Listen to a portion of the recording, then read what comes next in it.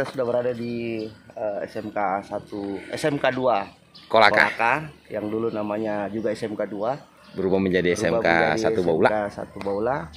Nah, ini adalah salah satu bangunannya yang paling depan, tampak dari depan. Ayo kita lihat. Oke.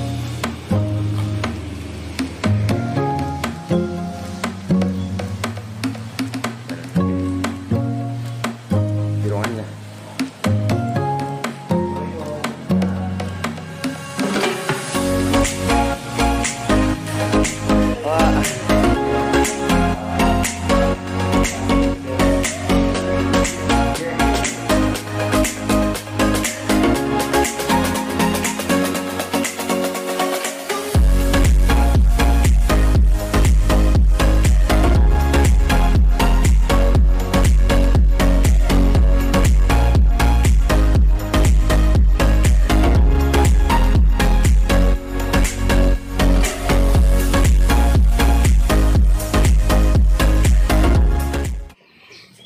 Jadi teman-teman, ini adalah sekolah SMK 1 Baula yang sebentar lagi akan berubah namanya menjadi SMK 2 Kolaka. Nah, ini kita akan menuju ke studio bersama kepala sekolah Dan diriku.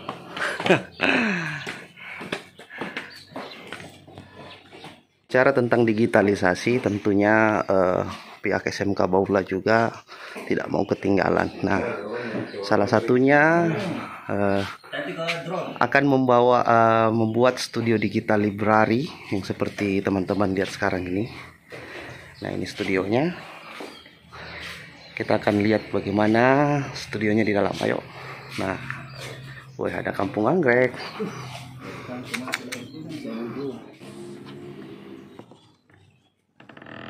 Nah, jadi kita sudah di studio SMK Negeri 1 Baula di Digital Library. Nah, kita hari ini akan menjajal bareng sama Pak KS dan juga Om Sano bagaimana suasana yang ada di dalam studio podcast ini. Jadi di sini hostnya adalah Pak KS dan yang jadi narasumber kita berdua.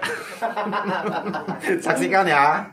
Nah, gimana nih? Gimana menurut Om Jack nih? Ya. Setelah misalnya begini, sudah diedit, kemudian sudah diposting nih di YouTube, pastikan Om Jack nonton. Betul.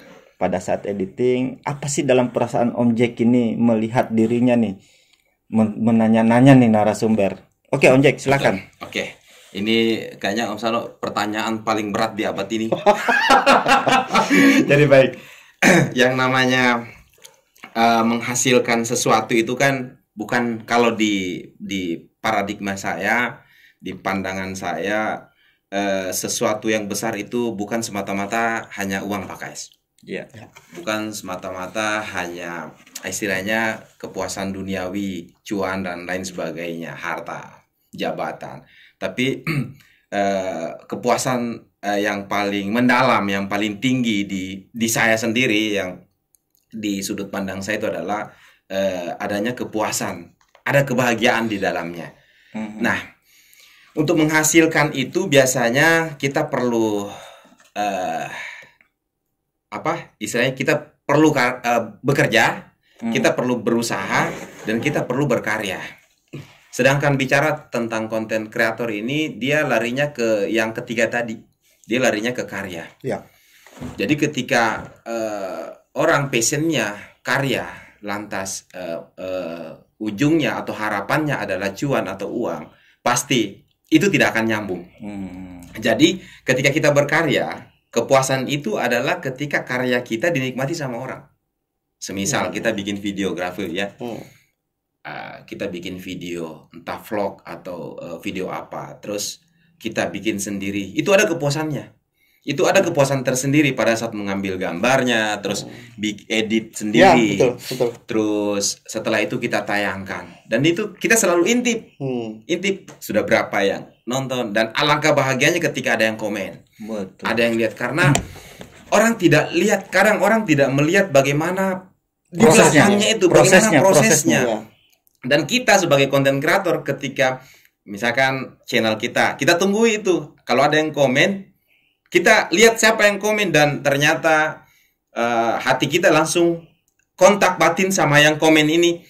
Terima kasih, walaupun tidak langsung. Karena kenapa? Kita menganggap bahwa yang komen ini adalah orang-orang yang pasti juga punya karya. Karena kenapa? Dia pasti menghargai karyanya orang karena dia tahu proses. Akhirnya dia mau komen. Karena sebagian penonton juga asal lihat saja sudah menganggap hal biasa. Karena mungkin dia tidak pernah membuat karya-karya seperti itu. Jadi bagi penontonnya Kampung Anggrek, bagi penontonnya Tribun Timur dan yang followernya Pak KS, kalau ada videonya komen-komen Ki, biar senang-senang juga hati tak kodong. harus diingatkan itu untuk membuat satu konten itu sudah luar biasa sekali tuh. Jadi itu sih bukan semata-mata karena kalau kita monetis atau apa ada penghasilan dari YouTube, bukan, itu di belakang, itu mengikut apa hasil uang penghasilan itu akan mengikut dengan sendirinya ketika kita bekerja ikhlas membuat untuk demi orang banyak dan untuk menghibur atau memberikan motivasi, edukasi dan inspirasi kepada orang banyak. Mungkin itu pakai. Nah, sekarang saya ke Om Sano.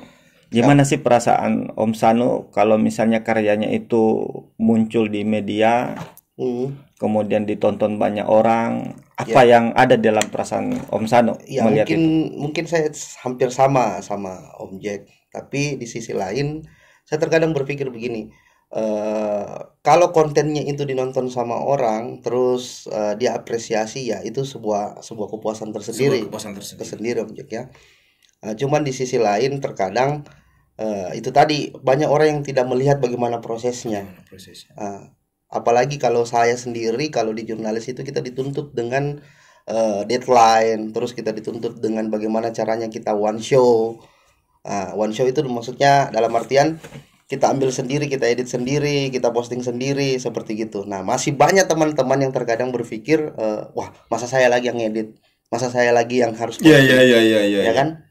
Kalau menurut saya hasil-hasil yang seperti begitu ada nilai tambahan sendiri, Pak Kepse. Karena kalau di jurnalistik itu sendiri kita bermain banyak konsekuensi yang kita hadapi, banyak konsekuensi. Sekiranya kalau liputan kita itu yang mengandung manfaat banyak untuk orang lain, pasti senang, itu pasti tentu senang sekali. Artinya itulah kontribusi saya terhadap mereka. Ya, alhamdulillah setelah podcast di SMK bareng dengan Om Sano dan Pak KS, kita diajak untuk isi lambung tengah karena sudah pada lapar semua ini, jadi kita ke Kolaka. Nah, kita makan di Coto Manggala. Nah, kita masuk dulu. Oke. di Kolaka kalau mindsetnya masih belum terlalu enggak, tapi kan sudah mulai ada pergeseran. Makanya ketika standarisasi pasang nilai itu